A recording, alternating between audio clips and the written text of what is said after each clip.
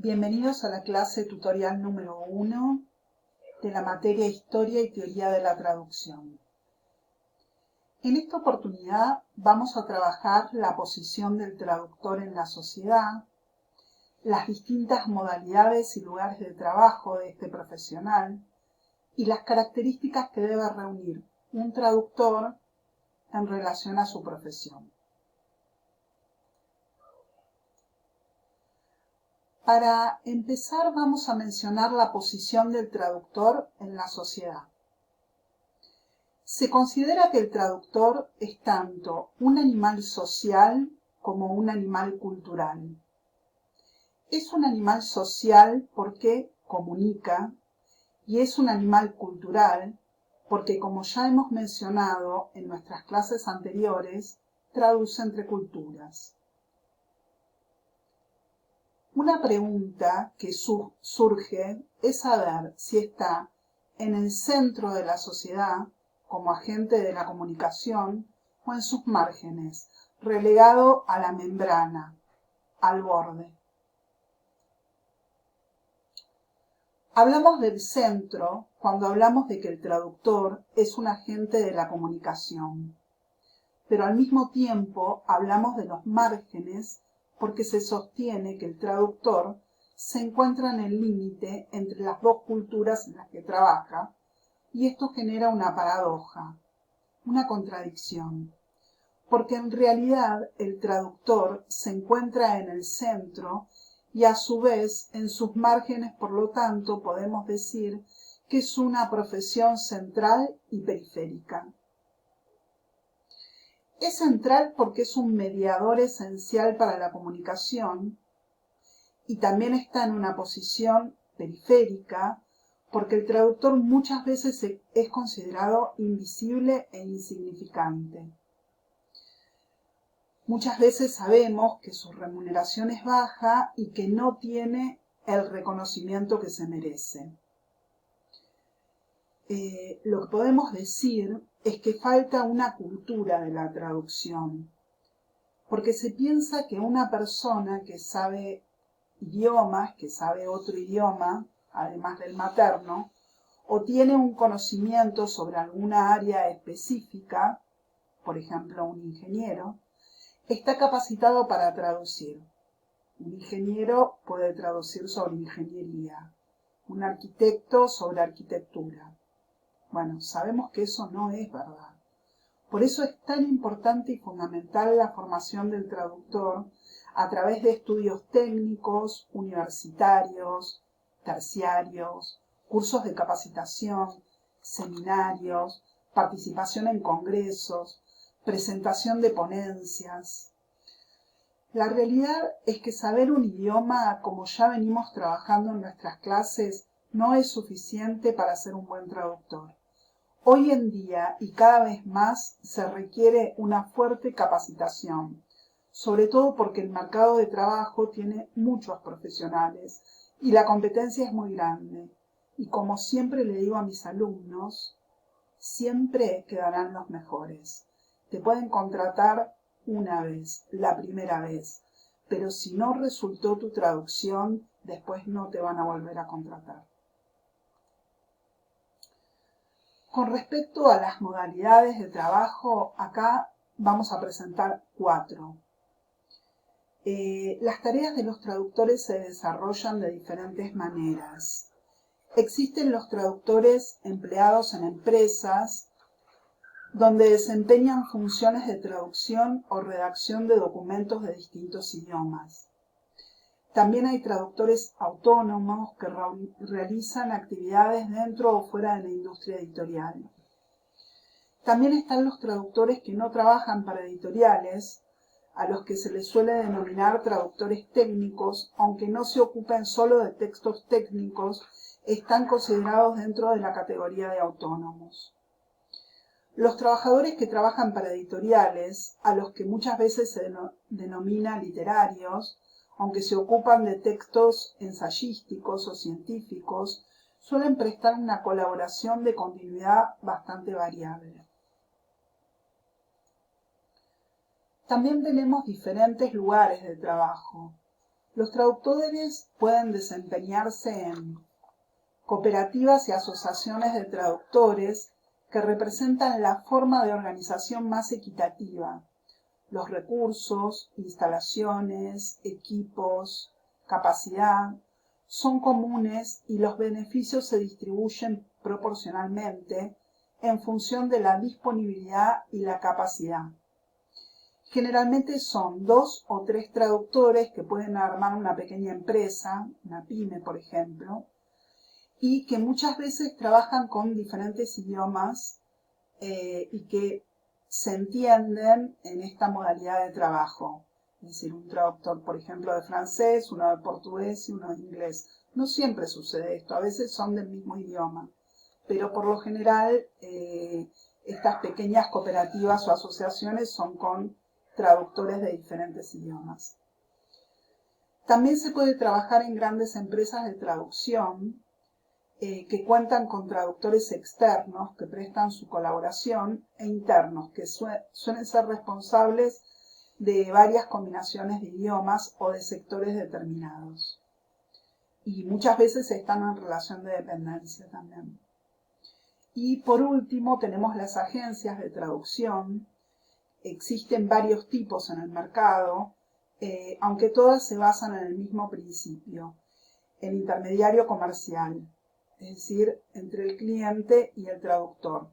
Se reservan una comisión que generalmente es bastante grande, mientras que el traductor recibe una parte, que generalmente es bastante pequeña. Bien, ¿qué características debe tener un traductor? En primer lugar, un traductor debe tener mucha curiosidad, debe tener una apertura al conocimiento y debe encontrar placer en esa investigación y en esa nueva adquisición de conocimientos. Además, según Robinson, debe haber fiabilidad, es decir, la búsqueda de la mejor solución, que muchas veces está dictada por factores externos y otras veces por la necesidad personal, desde una compenetración con la profesión a través de intercambio con colegas y a través de instancias de información como cursos, conferencias, reuniones. Es muy importante saber que el traductor no es una isla, y es importante cultivar relaciones con otros traductores, ya que también puede ser una buena fuente de información y contacto, y asimismo debe haber una noción de ética. Porque, ¿qué sucede, por ejemplo, si distorsionamos el original a la solicitud del cliente?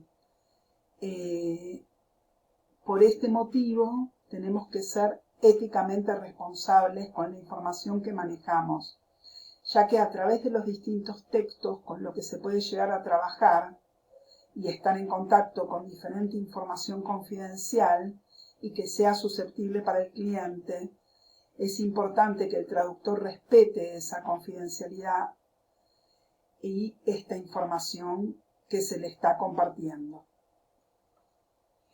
Eso es algo fundamental. En general, las grandes empresas te hacen firmar un contrato de confidencialidad.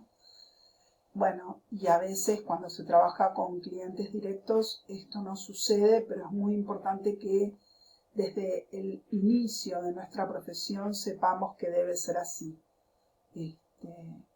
Los traductores de alguna forma tenemos que ser ciegos, sordos y mudos, en el sentido que no podemos filtrar información que muchas veces es sensible y muy importante para el cliente.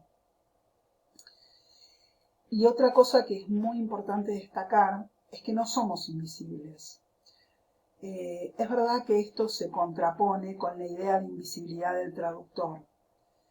Lo que yo quiero decir en esta oportunidad es que en relación a nuestra profesión no debemos ser invisibles porque gracias a nosotros es posible que se establezca la comunicación entre pueblos, entre personas, entre diferentes instituciones y podemos llegar a lugares inimaginables con nuestras traducciones. De alguna forma lo que se derriban son las barreras idiomáticas. Por lo tanto, es muy importante que no se menosprecie nuestra traducción, nuestra profesión. Con respecto a la productividad, ¿qué dice Robinson? Él comenta que pueden llegar a existir diferentes obstáculos en el trabajo, es decir, que el traductor puede encontrar diferentes obstáculos, y él propone 4 conceptos, y que estos conceptos pueden variar de acuerdo con el traductor y también con el encargo, con el trabajo. Bueno, uno de los conceptos sería la velocidad de escritura, otro, el grado de dificultad del texto, otro puede ser las preferencias o estilo personal, y la tensión laboral y el estado mental general del traductor.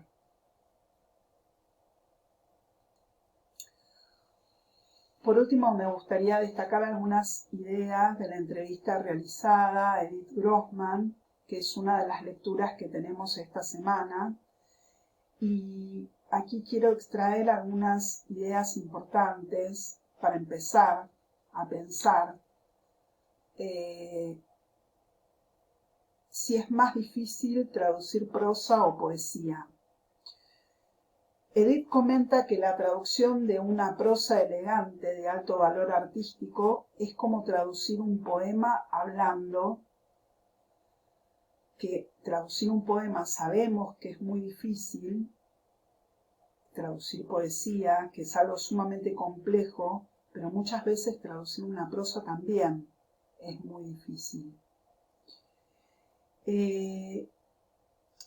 Ella expresa también que debe haber un cierto tipo de experiencia, pero además una capacidad de pensar en una misma voz en 2 idiomas al mismo tiempo. Y esto es algo que no todas las personas tienen, es un don. Por eso decimos que la traducción es un arte. Por último, ella comenta que el objetivo de traducir es hacer algo posible, que el lector de inglés repita la experiencia del lector en español. Ella agrega: mi propósito es traducir la visión, el tono, la intención del autor. Esto es importante y además me gustaría agregar una cita de Borges, que ella también comenta, que dice: no escriba lo que dije, sino lo que quise decir. Bueno, muy bien. Espero que hayan quedado claros algunos conceptos. Los invito a que lean los textos de esta semana y también tienen un cuestionario para completar. Y bueno, nos vemos en la próxima clase tutorial y les deseo mucha suerte en el examen que está bastante cercano.